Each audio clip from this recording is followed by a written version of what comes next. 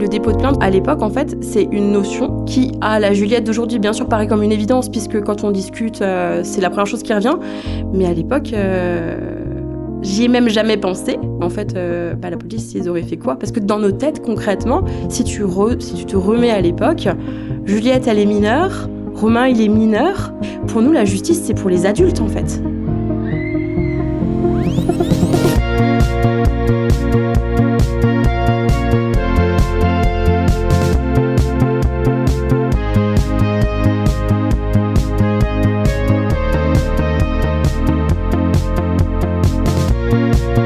J'ai harcelé.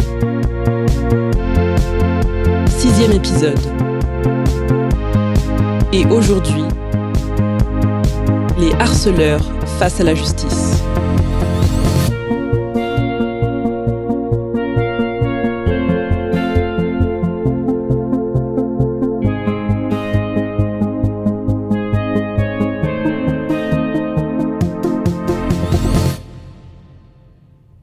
Karim Laïdouni, je suis responsable de service à la Gazef, donc une association qui travaille dans le social.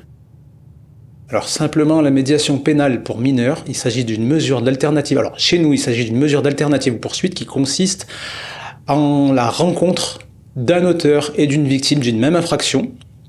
Dans le but de solutionner et d'apaiser les liens entre ces deux personnes. Voilà. Elle répond également, dans la différence avec d'autres mesures de réparation, elle répond à l'idée qu'il faut amener à apaiser les liens entre des personnes qui sont amenées à se rencontrer de nouveau. Il est important de travailler et avec l'auteur et avec la victime. Pour 2 raisons. La première chose, moi de mon expérience, j'ai travaillé beaucoup avec des auteurs, mais pour de la délinquance. L'auteur, pour qu'il puisse travailler sur son empathie, qu'il puisse travailler sur ses actes, et non pas faire que de l'introspection et voir qu'est-ce qui l'amène à, il me semble que la présence d'une victime, et je dis pas la victime, mais une victime, pour moi il est important qu'il puisse développer son empathie à partir de ce que peut lui renvoyer la victime sur ce qu'elle vit, plutôt que lui poser des questions essentiellement sur de l'introspection. Tout de suite avec ça la secrétaire. Je vous présente Delphine, qui est la secrétaire, donc Christelle. Ils viennent de Montarnat, Pépé. Ouais, très bien. Donc comme en général, les jeunes, quand ils arrivent ici, ou les parents, ils sont accueillis par Delphine, ils disent pourquoi ils sont là, ils disent pourquoi ils ont rendez-vous, et en fait là, ils attendent là le temps qu'un éducateur vienne les chercher. Je suis Justine Pesco-Solido, je suis assistante sociale de formation et j'exerce un poste d'éducatrice spécialisée au sein de l'association Agazef et au sein du service de réparation pénale, médiation pénale. Donc au sein de l'association Agazef, j'exerce des mesures de réparation pénale et de médiation pénale. Ce sont des mesures alternatives aux poursuites, donc qui permettent aux jeunes qui ont commis une infraction d'éviter l'inscription de l'infraction au casier judiciaire et donc d'éviter en fait des poursuites pénales et une possible mise en examen par un juge des enfants. Et sur les infractions qu'on voit, à peu près 40% des infractions sont des atteintes aux personnes. Et effectivement, sur ces atteintes aux personnes, on a des cas de harcèlement, mais on a aussi des auteurs d'infractions de violence qui peuvent aussi survenir d'une situation de harcèlement. En fait, la mesure de réparation pénale, c'est vraiment une mesure tournée vers un auteur d'infraction. Par contre, on a toujours eu quand même, nous, cette sensibilité, cette envie d'aller chercher la victime, ou en tout cas l'inviter à participer. On a eu un petit peu des limites aussi pour mettre en lien un auteur et sa victime dans le cadre de la mesure de réparation. Alors nous, l'important, déjà quand on travaille avec les auteurs, alors que ce soit des auteurs de harcèlement ou d'une autre infraction, on part du principe que ce sont des enfants. Et puis surtout, nous effectivement, bien sûr qu'on fait un travail avec les auteurs, mais nous vraiment, notre prisme de départ, c'est de se dire que l'infraction ne les caractérise pas. Et c'est vraiment quelque chose, c'est vraiment un socle pour nous quand on les reçoit. Et nous, l'idée de départ, c'est quand même de créer les conditions avec un cadre bienveillant et sécurisant.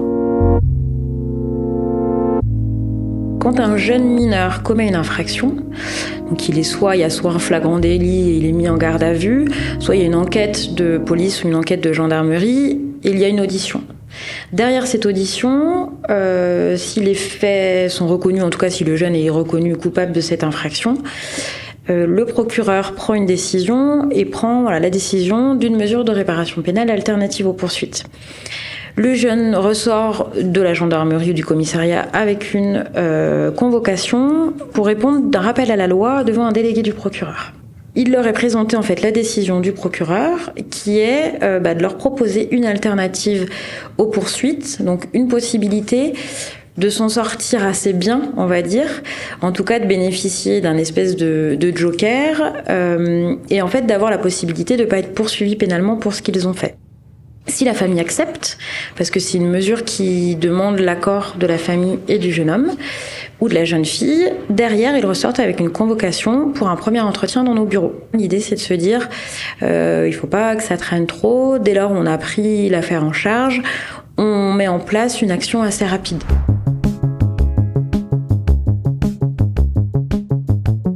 La culpabilité, c'est une émotion comme une autre, donc qui a une fonction et qui a différentes composantes. Donc une composante affective qui entraîne des ressentis désagréables, une composante cognitive, donc une évaluation et un jugement de nos propres actions. Ça nous amène à nous sentir responsables et donc ça entraîne cette acceptation de notre responsabilité. Et ça, c'est utile socialement parce que si on n'avait pas de culpabilité, ça serait la porte ouverte à n'importe quel type de comportement. Donc cette culpabilité, elle nous aide à nous intégrer socialement et à bien vivre dans le groupe.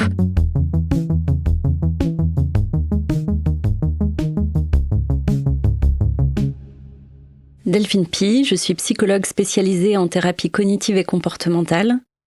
La culpabilité, elle amène au désir de réparation pour compenser notre action et ses conséquences. Et cette compensation, elle va nous aider à soulager la détresse qui a été créée par cette culpabilité et par nos actions. Ça va nous pousser dans l'idée de vouloir réparer le préjudice qu'on a fait subir à l'autre. Et d'ailleurs, cette réparation, elle peut être dirigée vers la victime elle-même, mais pas que. Elle peut être aussi dirigée vers d'autres personnes, et notamment c'est le cas, je pense, avec ce podcast. C'est-à-dire que à la fois, Romain, il a voulu réparer auprès de sa victime, mais avec ce podcast et le fait d'en parler, il est dans la réparation et dans le fait d'être dans la prévention et la sensibilisation. Si par exemple on a un accident de la route et qu'on est responsable de la mort d'une personne, là on peut plus réparer auprès de sa victime. Et souvent, ça arrive que les personnes qui ont été l'autrice de ce type d'accident aient envie de s'engager dans la prévention routière par exemple, et vont parler de leur histoire, que ce soit sur les réseaux sociaux ou dans une association, auprès d'établissements scolaires, pour éviter à d'autres de vivre ça. Donc c'est une forme de réparation, mais qui est pas dirigée vers la victime en tant que telle. La chose essentielle avant de démarrer, le principe, c'est que l'auteur reconnaisse les faits. On va discuter sur ta part de responsabilité et puis faire un travail effectivement sur une prise de conscience sur les conséquences de tes actes. Avant d'arriver à tout cela, il va falloir que l'on écoute leur part de victime aussi. Ce qu'était leur vie avant, comment s'est passée l'infraction, qu'est-ce qui s'est passé pendant l'acte et qu'est-ce qui s'est passé après. Et ça de leur point de vue, mais aussi du point de vue de la victime. On a des infractions par exemple sur des diffusions d'images à caractère sexuel, donc soit ce qu'on appelle des nudes ou des dick pics aussi.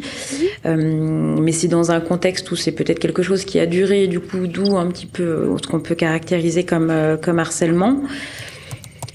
On a beaucoup, nous, d'infractions qui sont commises en groupe aussi. On est quand même sur des adolescents. Comment ils le caractérisent ? On a beaucoup de situations où on est sur des cas de revanche aussi.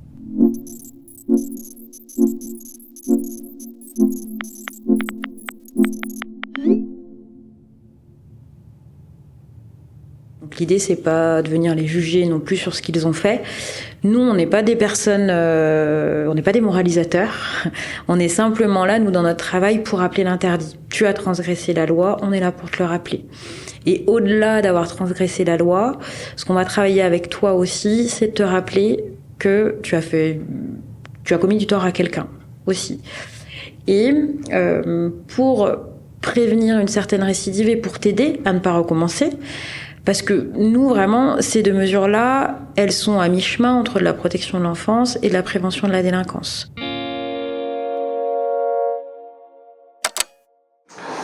Voilà, donc aujourd'hui, nous voilà réunis pour la rencontre de médiation.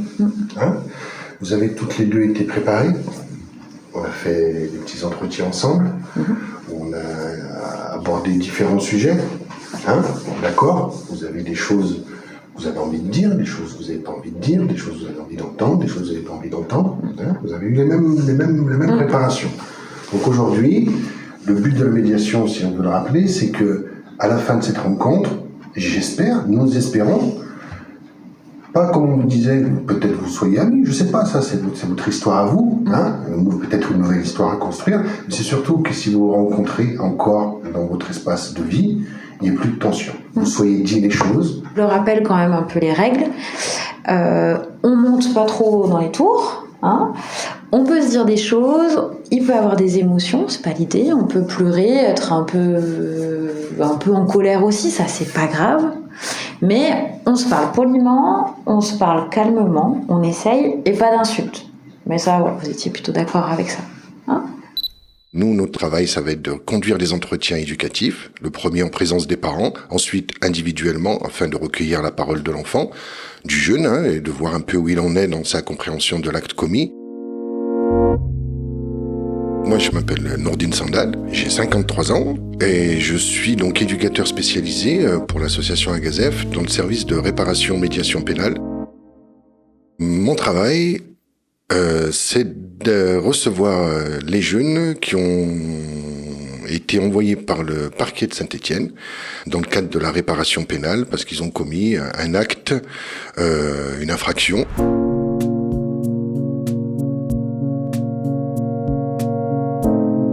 J'ai 2 situations là, qu'on a rencontrées dans le cadre des mesures de réparation pénale qui concernent des faits de harcèlement. Il y a la jeune Ilona et sa sœur qui ont harcelé une jeune fille sur les réseaux sociaux, qui ont... l'appellation, c'est aussi discrimination, je ne veux pas me tromper, en raison de l'orientation sexuelle. Elles se connaissent depuis l'école primaire et au collège, il y a eu des changements d'amitié, on va dire, entre jeunes filles. Ce qui est valable à l'école primaire ne l'est plus au collège. Lors d'une soirée chez une amie, les autrices ont reçu, c'est ce qu'elles expliquent, elles ont reçu des mails qui se moquaient, des SMS, des TikTok qui se moquaient d'elles, etc. Donc elles ont répondu en conséquence, en se défendant, en disant mais nous aussi on a été agressés. Donc du coup on a répondu, mais elles ont répondu d'une façon bien plus véhémente que les attaques qu'elles avaient subies. Je vais passer les mots, mais c'était violent. Quand on a les mots nous qui reviennent sur le compte rendu de la police sur sa sexualité entre filles. Là, je suis en train de relire le dossier le bilan que j'ai écrit et je retrouve plus la phrase, mais c'était du genre on savait qu'on allait lui faire mal en parlant de ça. On savait aussi que ses parents n'étaient pas vraiment au courant et que du coup, on allait lui faire mal une 2e fois. Et c'est à partir de là où quand on leur dit nous ce qu'on veut c'est entendre ta parole. On a des jeunes qui sur la question du harcèlement qui vont dire mais moi aussi quand j'étais plus jeune en école primaire il y a des garçons qui m'en voulaient, on prenait en dernier par exemple sur les matchs de foot, etc. C'est des petits détails comme ça et la question c'est de lui dire ok t'as été victime toi-même de harcèlement ou d'isolement ou de mise à l'écart parce que voilà il y a des grands mots qui sont employés aujourd'hui donc faut être très prudent. Et aujourd'hui, c'est toi qui es là pour harcèlement. Le truc, c'est de ramener l'individu à sa propre conscience et de lui dire, moi, je suis pas là pour te juger. T'es passé devant le tribunal, par rapport à ton acte, mais montre-nous, prouve-nous que t'es capable d'autre chose. De quoi tu es capable? Tu n'es pas un harceleur tous les jours. Tu n'es pas un voleur tous les jours. Tu n'es pas un bagarreur tous les jours. Il y a bien des choses positives que tu fais dans la vie. C'est ça qu'on veut découvrir, nous, pour pouvoir éventuellement mettre en valeur ces choses-là. On travaille du coup la question du libre arbitre. Un jeune de 16 ans, 17 ans, par expérience, puisque ça fait quand même 25 ans que je travaille avec des adolescents plus ou moins grands, de mes propres enfants, j'ai un gamin de 14 ans, un autre de 18 ans, donc j'arrive à savoir quand même à quel niveau de compréhension ils sont des choses de la vie. Que les actes qu'ils commettent, Il y a beaucoup de pulsions, de transgressions, c'est l'âge qui veut ça, mais quand même une conscience de l'acte qu'ils ont commis au moment des faits ou après les faits. Et ensuite, réfléchir avec lui à quel endroit il aimerait se rendre utile dans le cadre d'une activité de réparation. On a toutes les associations humanitaires qu'on peut connaître, du Secours populaire, Secours catholique, Emmaüs, les Restos du Cœur, bien sûr. Ouais, voilà, on a des épiceries solidaires qui ont dans chaque commune de la Loire. Nous, on travaille sur pratiquement tout le département de la Loire. Donc, on peut avoir des réseaux, des associations très rurales, d'autres très citadines, très métropolitaines. Et on essaye de mettre le jeune dans une situation où il peut se rendre utile et revaloriser un petit peu sa posture narcissique, on va dire, comme ça. Cette confrontation-là, le fait de se rendre utile, est pour découvrir quelque chose, découvrir l'altérité. Et en découvrant l'altérité, on évite le harcèlement parce qu'on comprend que l'autre est différent. Pourquoi il est différent, comment, et pourquoi il est différent. Si lui il est différent, moi, à un moment dans ma vie, je vais être différent aussi. Et comment je vais le vivre et comment je vais le travailler pour pouvoir me faire admettre, pour pouvoir que l'autre admette ma différence.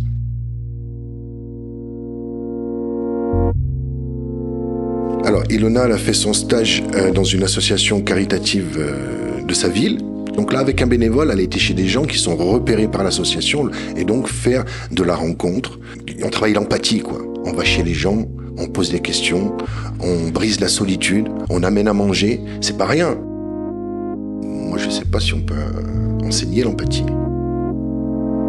On peut la travailler. Je pense que chaque être humain sur cette terre, alors là je vais faire le grand seigneur, mais on a tous une capacité d'empathie plus ou moins forte.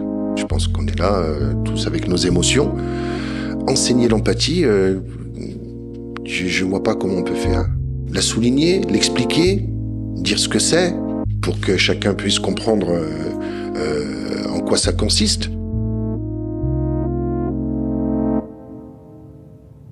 La justice restaurative, c'est quand même quelque chose d'encore flou, et puis culturellement, ça vient pas de chez nous non plus. Karim Laïdouni, il y a quelque chose, c'est quand même encore quelque chose, on est plutôt dans de la culture anglo-saxonne, et il faut petit à petit laisser diffuser l'idée, à mon avis. La pratique bien française, c'est qu'on a une infraction, et on attend une réponse, parce qu'il y a quand même, j'ai envie de dire, il y a une pression médiatique, il y a une réponse politique à cette pression médiatique.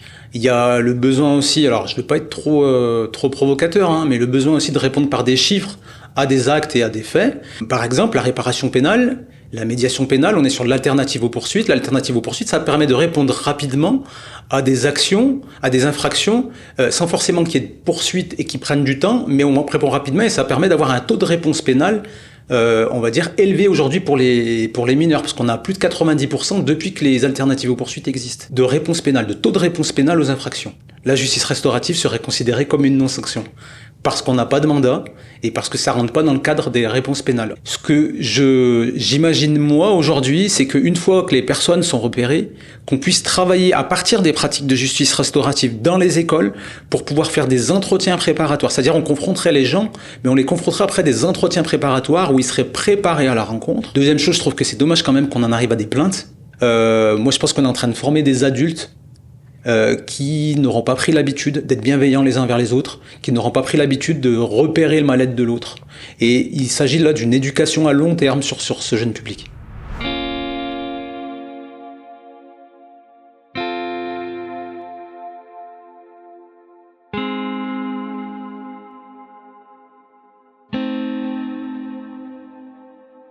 Nous, ce qu'on fait, en fait, c'est des petits patchs, quoi. C'est-à-dire qu'on va aider une personne à un moment T, mais ça change pas le mécanisme global.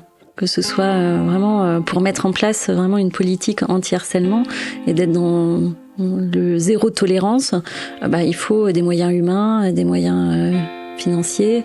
Et aujourd'hui, c'est encore difficile, c'est souvent bénévole. Les enseignants traitent ce genre de problème en dehors de leurs heures de travail, en fait.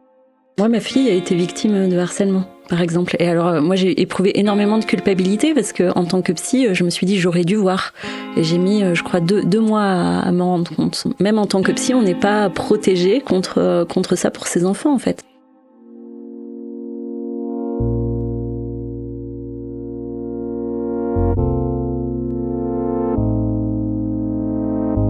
Déjà, je conseille aux parents d'être ouverts et dans la communication, notamment avec l'enfant, mais aussi avec l'établissement. Si on regarde par exemple les bulletins scolaires ou les carnets qui peuvent circuler entre l'établissement et la maison, on peut avoir quelques pistes sur le comportement de l'enfant. Donc de toujours être dans la communication et peut-être de pas montrer du doigt et juger, d'être plutôt dans l'idée de comprendre et d'accompagner, donc de toujours s'intéresser à ce que vit l'enfant à l'école, à son groupe d'amis et au conflit qui peut exister avec les autres. C'est-à-dire c'est en s'intéressant à ça qu'on peut voir quel comportement son enfant met en place. Moi je vois avec ma fille par exemple, quand il y a des conflits avec ses copines et qu'elle m'en parle, des fois elle me demande conseil sur, je sais pas, le SMS qu'elle peut écrire à l'une, et donc je peux la guider et l'accompagner là-dedans. Donc ça, je pense que c'est vraiment le rôle aussi des parents, que d'avoir ces conversations. Et pour avoir ces conversations, faut être disponible, faut montrer qu'on n'est pas dans le jugement. Les parents sont démunis déjà vis-à-vis de leurs propres émotions, mais encore plus vis-à-vis des émotions des autres et de leur enfant. Quand on a un enfant qui a des émotions désagréables, la première envie qu'on peut avoir, c'est de supprimer son émotion désagréable. Donc on va lui trouver des conseils, on va minimiser, on va mettre en place des choses pour supprimer l'émotion désagréable.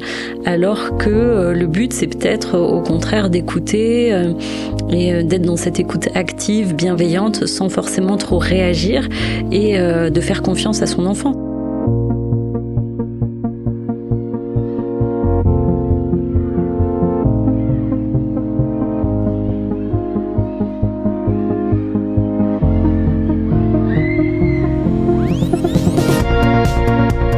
J'ai harcelé est une série pensée et écrite par Estelle Janjo et Paola Guzzo. Réalisation et mixage par Benjamin Massé. Composition Yann Thierry. Une série Lacmé originale, produite par Maureen Wilson, directrice de la production originale, et Léonard Billot, directeur artistique. Un grand merci à Romain, Juliette, Marcel et Sacha. Merci également aux associations, experts et aux équipes pédagogiques du collège qui nous ont accompagnés. Merci à Amel, à Alice, à Max, Delphine, Karim, Justine et Noureddine. Enfin, un grand merci aux enfants pour leur participation.